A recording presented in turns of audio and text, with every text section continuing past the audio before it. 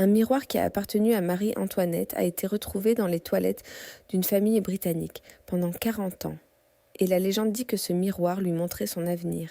Voici cette histoire incroyable. Imagine, une famille britannique à Bristol. Pendant 40 ans, ils ont un vieux miroir doré accroché dans leur toilette. Un miroir un peu abîmé, qu'ils pensent être une vieille décoration sans valeur. Un jour, ils décident de le décrocher pour rénover.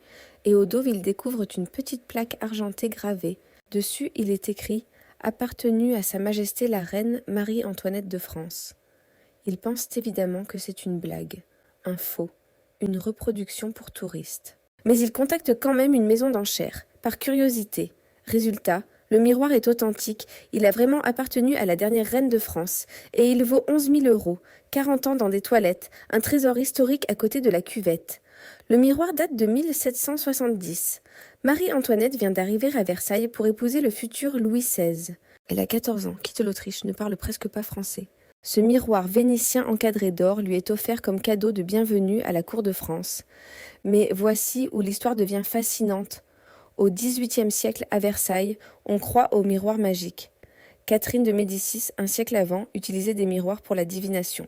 Et la légende raconte que le miroir de Marie-Antoinette avait des propriétés étranges.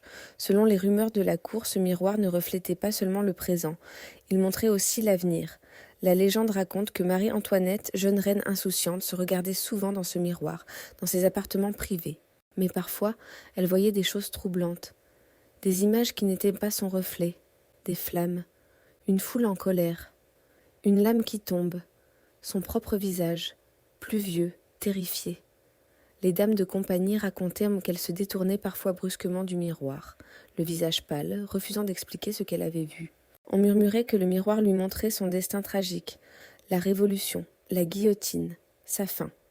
Évidemment, c'est une légende, mais elle était tellement répandue à Versailles que le miroir est devenu un objet de fascination morbide, un miroir maudit qui prédisait la chute de la monarchie.